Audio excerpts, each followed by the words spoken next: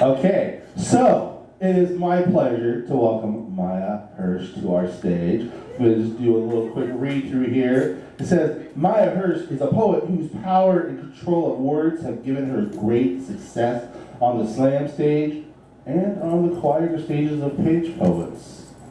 She is a poet whose ability with words will allow you to feel her every line. She is co-founder of the Rain City Slam, which just got a new home. And if you're interested in that, you can always talk to her afterwards and she can give you information on that. She is also one of my 3 favorite Northwest poets. And if you want to talk about national poets, she'd be in the top 10 of that. So, it is my pleasure to welcome Maya Hersh to the stage. Give it up for her!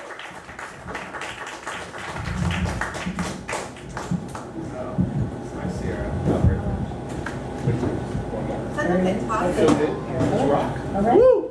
Fill it up. I'm okay. Hey! So,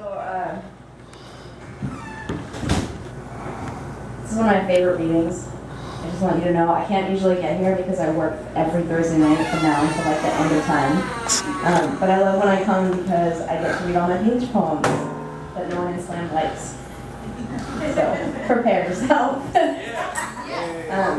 And I believe everything I'm reading today, none of you have heard except maybe Dwayne. Right. I'm bad at the whole banter thing, so I'm just going to do lots of poems. My father loves telling stories of when he lived in a sugar shack. You don't have them here. It's the place where they boil down the sap into syrup, and in the off-season, it's just 4 walls against the weather, and the cot you brought yourself, and a pile of blankets, and ice you have to pee off the top of your bucket. My father speaks fondly until it comes to the details, and the only thing he can compliment is the rent was so cheap. My father knows how to pinch a penny so hard, it will practice multiplication when you're not looking. Even when he's not buying his kids used blankets and laughing and they want the good shampoo this time, and I am no better. I have worked 36-hour shifts and gone home to canned beans and 1 egg. I have worn shoes more duct tape than leather, more flap and leak than protection. I have sharpied them black so my manager doesn't notice. I have wiped the rain from my windshield with cloth and a string at 70 miles per hour. This is no glamorous life I am building. It is choosing if you need clothing or food today. It is using the towel the cat peed on because you can't afford another. It is sleeping on the couch so you don't have to heat 2 rooms. I live in a world where Saturday is when you clean up from your cyclone of a work week, and Sunday is when you set up for the next one, and weekends are when other people come and make your job harder because they have nothing better to do. There is no easy on my off days, just lists that have no bottom and aching feet. My father's back is elbow greased into the shape of his desk. His sneakers are still new and gathering dust while the trail he plans to run down someday gets turned over into parking lots and Staples plazas. He cannot return your phone call if it falls between January and April, and I am no better. I am in for the night the second I get off work. I will not call you back. I will not join you for drinks. I will not come to your party, but I will take that shift if you don't want it. My marriage is scattered ashes around the altar of work. I can pinch a penny so hard it will origami my paycheck back into my gas tank so I can get back to work again. The road to my future is paved with suffocating friendships and fingertips with no feeling left. It is bleak, like dark skies and empty turning lanes on the way to a 4 a.m. double, but at least when I get there, calloused and exhausted, I'll have paid for it myself. Woo!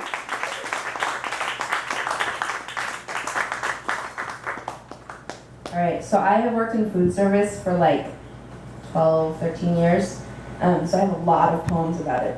So here's one, my favorite.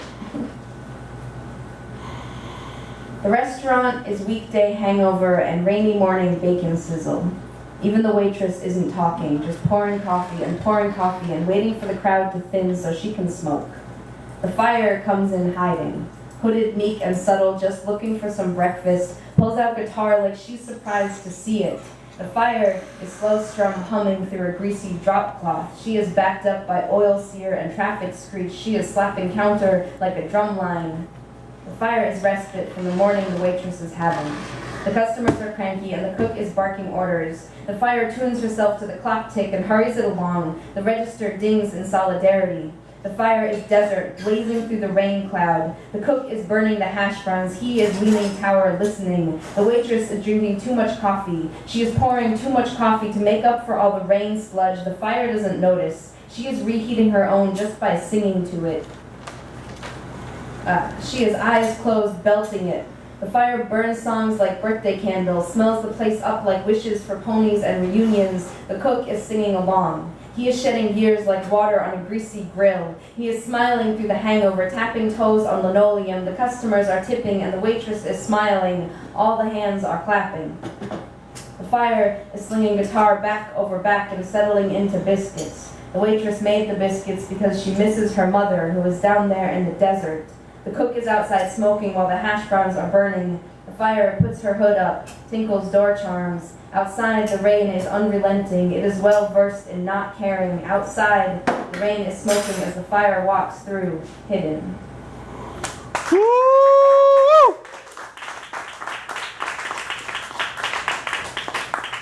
And how are you guys doing? Yeah. You're very, very quiet. I'm used to slam poetry where people are like yelling the whole time and you have to like yell over. Well, we're things. so intensely involved in your words. Maybe that's you, Dwayne. Yeah. If you want to yell, you're not going to yell. I mean, I like it when people yell.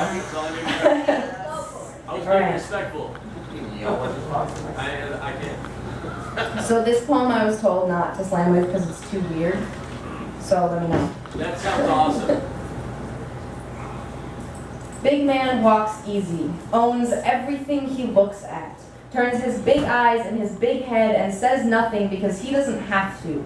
Big man walks with a hitch in his step because he is giddy with his owning. I am not afraid of your hands, mister, but I do understand their potential for danger. The women here all click and clack like we have forgotten how to access our voices. We are so adept at saying nothing that when we speak, it has become indistinguishable from silence. The women here are gears ground down to nothing by the silt of his opinions, by the rubbing and rubbing and rubbing. I am not afraid of your voice, mister, but I do understand that it is louder than mine and comes from greater height. The women here are angry and forgotten. We are unsure who to talk to without a beard to back our facts up. Big man is our brother, so we coddle his unruly, trick him into thinking it's okay that way. Big man is our father, so we forgive him his untethered. We are afraid of how loud our voices get and still go unheard. We are weary from not owning anything, not even our bodies, inadequate every one in the eye of our own beholding. I am ever startled by the sound of my own voice. It is not mine, it is his. It is plucked and seashell necklaced. It is used against me until I uncle. Big man crosses the street without looking. He knows I will stop for him, knows the concrete of his forehead is bang enough for anyone's buck. He hitches his pants up as he walks by me, slows down so I can see him, tilts his big head, am I late for work, and grins, eating worlds. Whoa. Woo! So what was weird about that poem? I don't know, that's what I was told. They said it was too like, That's weird. alright, well I'm gonna go tell my friend and be like, look, Everett liked it. Yeah. We did. Yeah, we're fucking weird. Yeah. Okay, so this poem, I work a lot. I work in food service and I work front of house and back of house, which means I serve and I cook. And I for most of my career, I've been a cook. And I cook brunch, which is a lot. And I'm on the egg line, and it's like, it's the hard line, and like I work with all these men, and they're just always don't get that I can do it. So this is my response to men in kitchens. Mary grinds corn and measures salt and wraps tamales and wraps tamales and wraps tamales. Michelle grates cheese and squeezes limes, gets those grill marks right each time, puts the plate in front of Dan, who is white and straight and male and in charge. He says, I am so good at this. He says, can I cook or what? Men in kitchens talk shit like prayer, like each boast is a thinly veiled pleading. Please don't let me fuck this up, not here, not when everyone is watching. It is Friday, and I am chopping and chopping and chopping. The table behind me holds a man at each corner. Each man has a knife and a loud voice. They are talking about last weekend. Nathan drops his bass into the middle of the first silence, spreads catastrophe across his cutting board, then wipes it up with a savior story. He used a special glue that you've never heard of. He doesn't even care that he broke it because he is so good at fixing. Joe's girlfriend is Mexican. He wants you to know this so he can be the good guy, the open mind, so he can talk rice and beans like an expert. He will not explain himself. Bob wears exclusively shirts with cats on them and is always in the way. He is taller than everyone, so only he can change the music once he plugs his iPod in. He talks fast, but moves so slow you can catch the things he drops before he knows he dropped them. He never says thank you, only keeps on plodding his way through raises and promotions, and I am chopping, and my hands are bleeding, but I say nothing. Apply Band-Aids and keep chopping. This is how we survive. While the men flap traps and sling cat calls disguised as kudos man, here we are working in the background, swallowing our accomplishments before anyone can see them. I am so tired of this testosterone bucket, poised to spill if I open my mouth to listen. I can poach a perfect egg every time without a timer. I can bake a vegan cake that will change what you believe in. Once I made a perfect lemon meringue in a pizza oven. I can make a cream puff shaped like a swan and a pancake your mother would recognize as you. I can run a grill and make waffles and wait on tables at the same time, all while dancing to Billy Joel, and I can do it faster than you can. Yeah.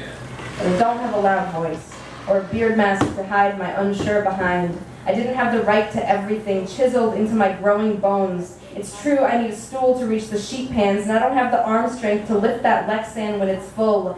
So go ahead and brag about your workaday conquests. I'll still be here, chopping, when you're done. Yeah! Woo!